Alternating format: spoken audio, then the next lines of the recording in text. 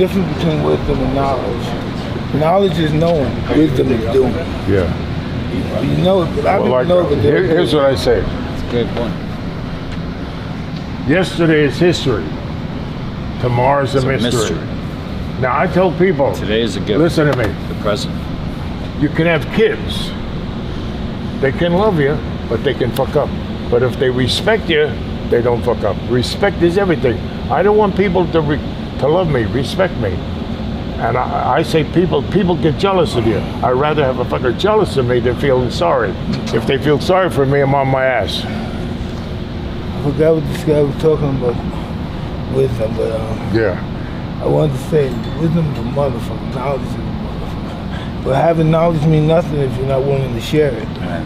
Great point. I was just telling him, the only one who ever beat Mike Tyson was Mike Tyson. Yeah, those days. Yeah, the bullshit. The fuck you don't want to hear it. No, I do hear it. Yeah. I don't want to hear it because I know it. Yeah, okay. No one knows the we'll best tell you than something. I Okay. Tell me something I don't know. I know I fucked up. Gene Kilway, you don't know. It's coming. It's not how old you are, it's how old you feel. I don't feel what the word old. I don't feel that. No. Well, you're smart going into the new wave. No, it's always the old wave. It's always this. Yeah. I could do all this stuff and not have this and this. Yeah, that's what you need. The will determine the skill. Yes. The story of success is be around successful people. I don't believe that. No. What can you lose? What can you win from a loser? Huh? You can learn how not to lose. Huh? You can learn how not to lose. Okay, you learn how not to lose. Yeah. But you don't, You get more out of losing than you do out of winning. Okay, you're my friend. Yeah. I'm going to get a heart operation. Yeah. But there's a good guy who's going to operate on me. Nice guy, nice guy. But there's another guy who did 20 operations. Who are you going to recommend? The guy who they say is the best. Like, not the guy that got the most operations. There you go, there you go. That has the most successful ones. Yeah, this is the strongest I've ever seen you. Yeah? Yeah, the strongest I've ever, and I know you since you're 13. I think this impressed the shit out of me. Nothing impresses me. You know, I'm gonna tell you the truth, I don't lie. I was worried about him traveling here, traveling there, he's not getting, I can sleep now at night. This is great. My mother died when I was 16. I wonder if she came back to life, would she know who I am? What's that? My mother died at 16. If she came back to life, I wonder if she recognized me. Yeah, she would. She would. Yeah. But she'd be proud of you. So you didn't end up staying in Brownsville. Yeah, so far. Exactly. Yeah, I love that. Yeah, that's reverse. I love it. Excellent. 20 seconds.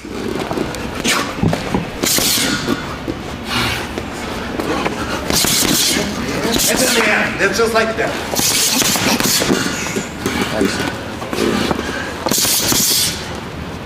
You did more workouts than what I've seen you than the whole time you fought Lennox Lewis. Am I right or wrong? Different era, brother. It's a whole new ball game. I'm proud of you, Mike. I'm proud of you. The new generation. Let me tell you about Mike Tyson. He's not afraid of work. He would get up and run by himself, do his own thing. He's a workaholic. He's a very unique individual. You never know the real Mike Tyson. I don't care who you are. You know, he's his own person. You never know what he's thinking. But he's been through a lot. I want another man on planet Earth that had to go through what he went through. Just being honest with you. He had the worst corners in boxing. When Cuss died, he had people working in the corner for him that Cuss wouldn't hire them to clean the bathroom. I like this setup here, this gym and all. I like the guys he surrounded himself with. Nobody has an angle. The people, when I was with Ali, they couldn't make a bus reservation. They would tell Ali, he a CIA, he undercover FBI guy. Ali said, he's my guy, he does more for me one day than you would do in your whole lifetime. I was close. I was a white man accepted by the Nation of Islam. Jim Brown told me, you don't know how lucky you are. I used to sit with the Honorable Elijah Muhammad. to me, he was a great man. Minister Louis Farrakhan, I took him to Mike's house. It was a highlight of his life. But it's to be successful, surround yourself with successful people. But Mike Tyson learned from Casamata. Fear is like fire. What can burn your house down can cook your food. Mike Tyson put fear in everybody he fought. They were scared to death. Butch Lewis asked me to come into when he was fighting Michael Spinks in Atlantic City. Come in and say hello to Michael, wish him luck. I went in there. Michael was sitting there. Mike was punching holes in the wall next door in the dressing room. I looked at his opponent. His knees were shaking. I told Butch Lewis, get some knee pads for him. He came out with knee pads on. He was scared to death. Muhammad Ali, he said, get Cuss on the phone. I want to talk to Cuss. Cuss said, Ali, you mistake his strength and make it his weakness. Ali said, what are you talking about? The first punch you throw, devastating tenacity, hit him so hard. He said, tell Gene. I said, Cuss, we're in Deer Lake. Cuss is in New York. I said, but look what Foreman did. Look what he did to Kenny Norton. Look what he did to Frazier. Cuss yelled. You could have heard him went out the phone. But he's not Ali. And then Ali had it planned. He would watch it. I would get him the tapes of it. And he watched Frazier. The knockdown. He said, no, run it past the knockdown. And we run it past the knockdown, and here's Foreman walking down on the ropes to get to the neutral corner. Ali said, run it again. Go to the neutral corner, walking on the ropes. Ali said, no stamina. No stamina. Wait till he hears round 6, out of gas. No gas stations out here. But it was Cuss who told him how to hit him. And then George Foreman told me. He said when he got hit, he was dizzy. And then Ali abused him. He thought maybe his fights were fixed. The Harder They Fall, the movie Bud Schulberg put together. Then he denied saying that. He said he never said it. But he said it. But it was Cuss's idea. Hit him, and he threw that right hand. If you see Foreman in the fight, he's like this. And the first round. When Ali hit him, boom, Foreman was like with the gloves open. Casamata was the guy. The greatest trainer, psychoanalyst in the business. He's told the fighters, I'm not training you to be dependent on me. I want you independent of me. He took kids and made them Jose Torres. So many kids. Everybody want to be around Cuss. And then let me tell you, Ali hits him with the right hand. Great fighters never alibi. In the first round, several right hands. You never hear Mike? Mike said, I got beat. Right, never an alibi. Ali, I got beat. Right. Been there, done it. They asked me to write a book. 1976, a tell-all book about Ali. Random House, 1976.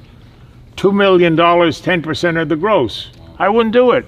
So then they came back later and they said, $1 million and 5%, just the good things. I still wouldn't do it. I don't want to change our lives that we lived. It's between us. I don't need the recognition. I'm not paying alimony, child support.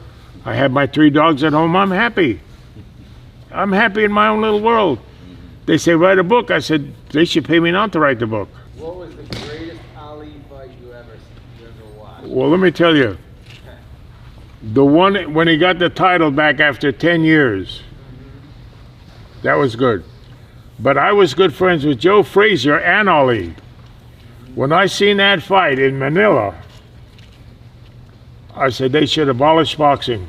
When Ali, when he won the fight, everybody's jumping. He's just sat down. He said, "You crazy guy." People said he fainted. He didn't faint. You celebrate. I'm sitting down. Right. He sat down in the ring. Yeah, he sat down in the ring. They're saying, "Oh, he fainted." He didn't faint. I yelled to the corner. I said, "Ali, they just stopped that." Eddie Futch, who's another great trainer. Frazier couldn't see. Right. He couldn't see. And Eddie said, "That's it." Frazier said, No. Listen, the first Ali fight, he was training in Miami. Ali told me if I'd had my training camp, I'd have walked right through him. You're down there, they have one shower, everybody's pushing on you. You know, it wasn't the right environment for him down in Miami. And I showed him his training camp, everything was a write-off. He couldn't believe it.